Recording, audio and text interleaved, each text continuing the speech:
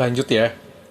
Jadi pas dia ngeliat sosok itu muterin kepalanya, nengok ke dia, dan dia ngerasa ketakutan, terus badannya kaku, nggak bisa gerak, dia mulai pejemin mata dan dia mulai hilang kesadaran. Tapi dia lupa, itu tuh dia tuh ketiduran apa pingsan gitu. Sampai akhirnya pas pagi-pagi dia sadar, itu kayaknya kamarnya normal-normal aja, dan dia udah nggak ngeliat sosok itu ada di situ lagi. Dan emang ya nggak ada siapa-siapa, cuma ada dia doang di kamar. Dan dia juga mikir kayaknya itu cuma mimpi doang kayak atau apalah rep-repan gitu. Tapi sampai akhirnya dia lihat pintu kamar, itu yang bikin dia ketakutan gitu. Kenapa? Karena pintu kamarnya itu kebuka sedikit. Padahal dia yakin sebelum tidur pas malam itu dia udah kunci tidur apa pintunya gitu.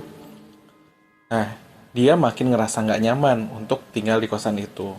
Tapi mau nggak mau pagi itu harus berlalu seperti biasanya. Dia kudu tetap berangkat kerja gitu. Malam berikutnya, kata dia, itu udah lebih menjengkelkan. Sekitar jam berapa ya, pokoknya udah malam gitulah. Dia udah ketiduran, tiba-tiba kayak ada suara yang ngetok pintu gitu. Kayak tuk, tuk, tuk gitu. Dan teman gue mikir mungkin itu ibu kos. Pas dia buka pintu gitu dengan seberani-beraninya dia, kosong. Dan lorongnya tuh sepi. Terus dia tutup pintunya lagi, diketok lagi. Tuk, tuk, tuk. Tapi anehnya menurut dia bunyinya tuh kayak bukan dari luar, tapi dari dalam. Nge-freeze dong, temen gue langsung kayak diem dan dia ngelihat sekeliling kamar nggak ada apa-apa. Terus kedengeran lagi, tuk tuk tuk. Dan dia ngedenger suaranya ini dari arah yang berbeda gitu. Pas pertama dari luar, yang kedua dari dalam, dan yang ketukan ketiga ini dia yakin bunyinya itu dari dalam lemari. Ya makin parno dong dia, dan akhirnya dia nggak berani buka. Dia cuma duduk di kasur sambil ngeliatin tuh ke lemari ada apa ya gitu. Sampai akhirnya gagang lemarinya itu kayak gerak sendiri gitu, kayak kayak gitu kan, sampai klik.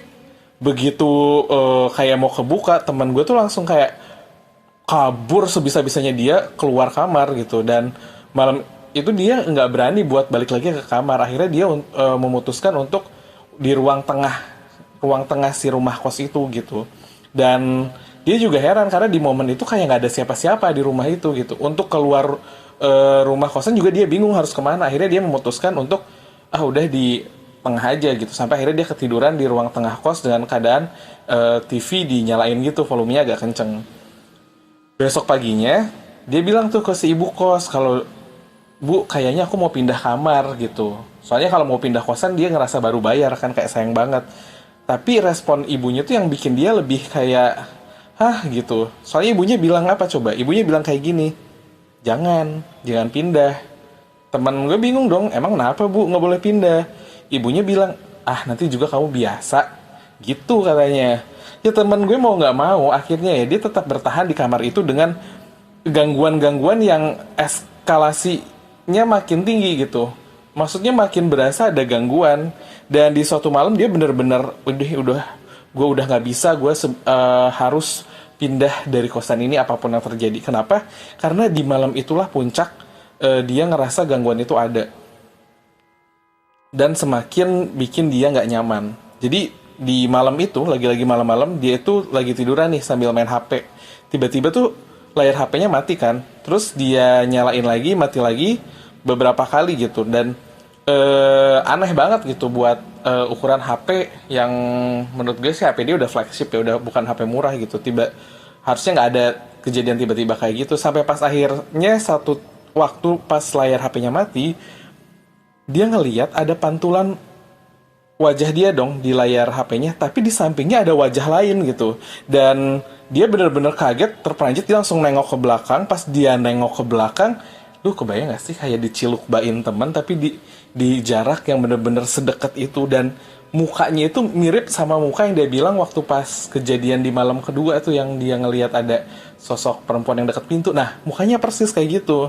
Dan otomatis dong teman gue ngejatuhin HP-nya, dan dia kemudian kayak ngejauh gitu dari posisi dia duduk, tapi pelan-pelan karena dia juga lagi-lagi nggak bisa gerak secepat itu coy, nggak kayak waktu dia pintu lemari kebuka. Ini benar-benar dia kayak nge-freeze lagi. Terus dalam kondisi kayak gitu kedengeran lagi tuh bunyi si makhluk itu gitu. Cuman nggak jelas ngomong apa, kayak cuman hihihihi doang gitu ya, lu tau lah kayak gimana bunyi makhluk itu kan. Terus nggak lama hilang tuh bunyinya, dan dia sebisa mungkin beraniin nengok dan makhluk itu udah nggak ada.